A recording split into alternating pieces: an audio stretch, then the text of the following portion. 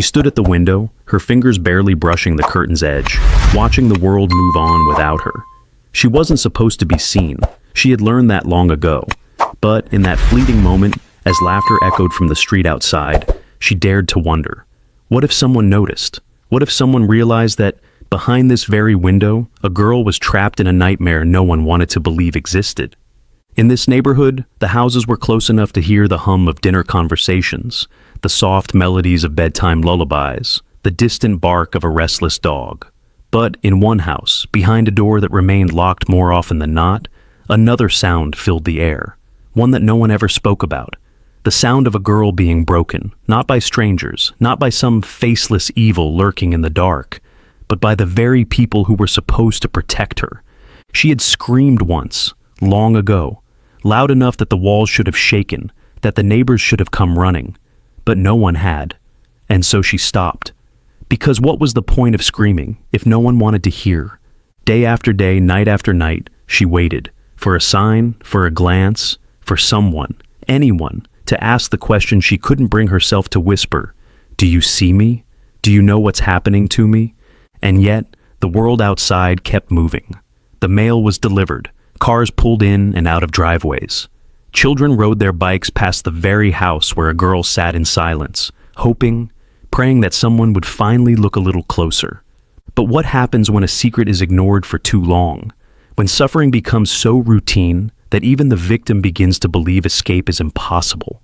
And what if, on the day the truth finally comes out, it's far too late? Welcome to True Untold Stories. We delve deep into the shadows to uncover stories that demand to be told. Thank you for joining us. If you find our content compelling, please like, share, and subscribe to our channel for more gripping.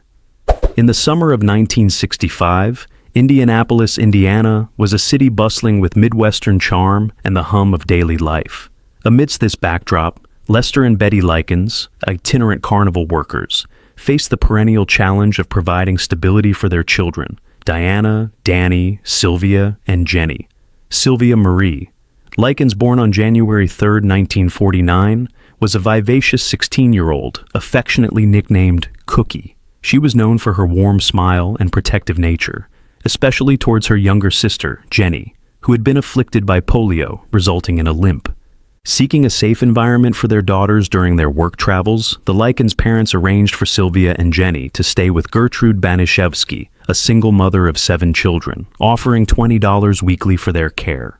The Baniszewski household, located at 3850 East New York Street, appeared to be a suitable refuge, a modest home filled with the lively chatter of children: Paula, Stephanie, John, Marie, Shirley, James, and baby Dennis. However, beneath this semblance of normalcy lurked an undercurrent of instability and hardship. Gertrude, frail and asthmatic, struggled to make ends meet.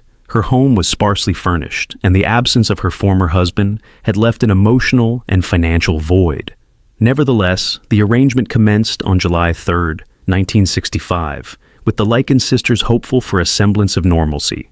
Initially, life at the Baniszewski residence was unremarkable. Sylvia and Jenny attended Arsenal Technical High School, made friends, and contributed to household chores. They even managed to earn a modest income during the summer break, babysitting and running errands. But as the weeks unfolded, subtle shifts began to disturb the fragile peace. The first tremors of discord emerged with the irregularity of the $20 weekly payments from the Likens parents.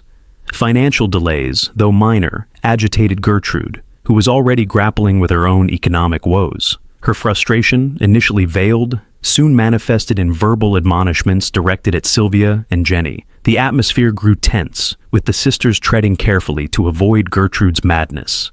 In late August 1965, a seemingly trivial incident marked a sinister turning point.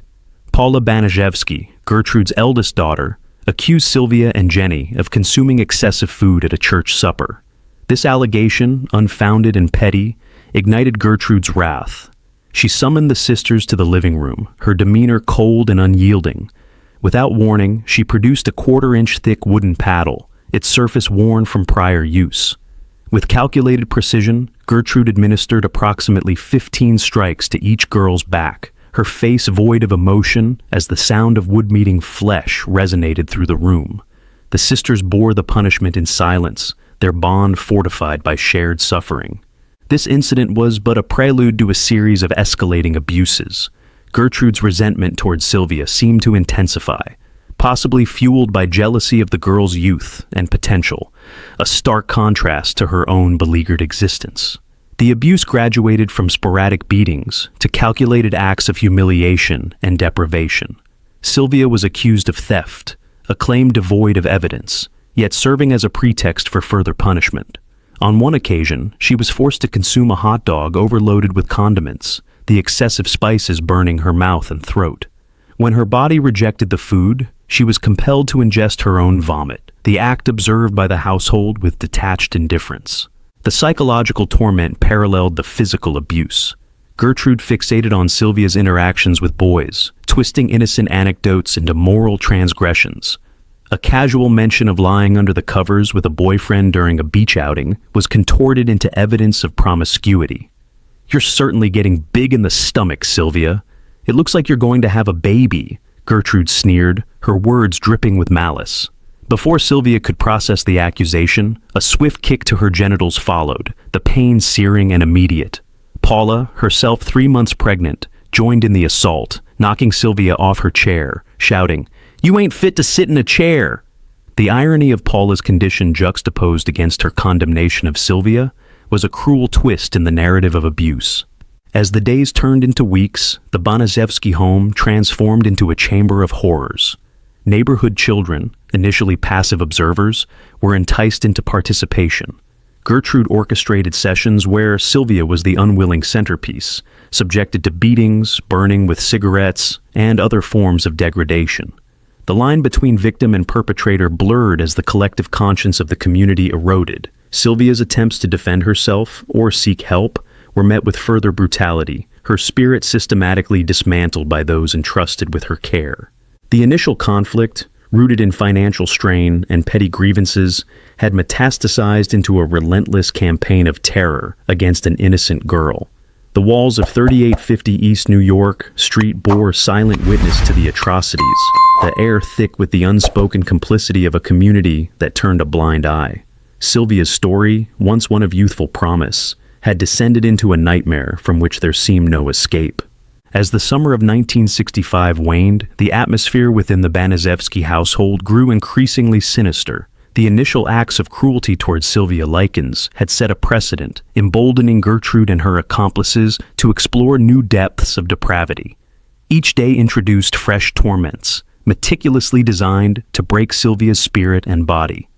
One particularly harrowing episode involved Sylvia being accused of spreading rumors about Stephanie Baniszewski and her boyfriend, Coy Hubbard.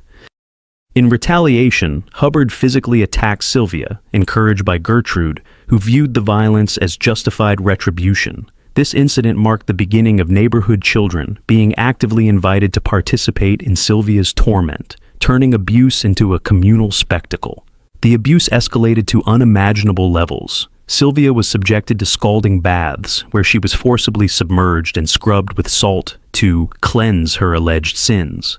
Food deprivation became routine, and she was often forced to consume her own feces and urine, a method employed by Gertrude to degrade and dehumanize her further. The psychological torment was relentless, with Sylvia being falsely accused of promiscuity and theft, serving as justifications for the ongoing brutality. In a particularly egregious act of sadism, Gertrude decided to brand Sylvia with a heated needle, carving the words, "I'm a prostitute and proud of it," into her abdomen. This act was not only physically excruciating, but also aimed to permanently mark Sylvia with a stigma that would outlast her suffering. The involvement of neighborhood children in this act highlighted the pervasive moral decay that had taken root in the community. Throughout this period, Sylvia's younger sister, Jenny, was also living in the Baniszewski household. Despite her own physical limitations due to polio, Jenny was threatened and coerced into silence, forced to witness her sister's suffering without the means to intervene. The fear of becoming the next target kept Jenny compliant, illustrating the pervasive atmosphere of terror that Gertrude had cultivated within her home. The escalating violence did not go unnoticed. Neighbors reported hearing strange noises and observing Sylvia's deteriorating condition, yet no effective action was taken. The failure of the community and authorities to intervene allowed the abuse to continue unchecked, raising critical questions about societal responsibility and the bystander effect. By October 1965, Sylvia's condition had deteriorated severely. She was emaciated, covered in sores, and barely conscious. On October 25th, Gertrude forced Sylvia to write a letter, dictated by her, intended to mislead Sylvia's parents and authorities about the true nature of her condition. The letter falsely claimed that Sylvia had run away with a group of boys who had abused her, setting the stage for Gertrude's planned cover-up. The following day, October 26th, Sylvia attempted to escape but lacked the strength to overcome the locked doors. In a final act of defiance, she cried out for help, but her weakened voice went unheard. Later that day, Sylvia succumbed to her injuries, dying alone in the squalor of the basement. Her official cause of death was determined to be a combination of subdural hematoma, shock, and malnutrition. Upon discovering Sylvia's lifeless body, Gertrude attempted to feign innocence, presenting the fabricated letter as evidence of Sylvia's supposed misadventures. However, the authorities quickly saw through the ruse. The extent of Sylvia's injuries, coupled with the inconsistent testimonies from those in the household, led to the arrest of Gertrude, her children, and several neighborhood youths involved in the abuse. The trial that ensued became one of the most notorious in Indiana's history. Gertrude Baniszewski was convicted of first-degree murder and sentenced to life imprisonment. Her daughter, Paula, was found guilty of second-degree murder. Other participants received varying sentences for their roles in the atrocity. The tragic death of Sylvia Likens serves as a stark reminder of the potential for cruelty that lies within human nature and the dire consequences of apathy. It underscores the importance of vigilance and intervention when signs of abuse emerge. Sylvia's story has since become a catalyst for child protection laws and continues to resonate as a cautionary tale about the imperative to protect the vulnerable among us. Thank you for watching this harrowing account of Sylvia Likens' story.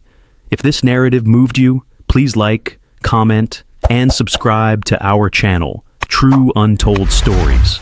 By doing so, you join us in shedding light on stories that must be told, ensuring that the lessons learned continue to resonate and inspire action.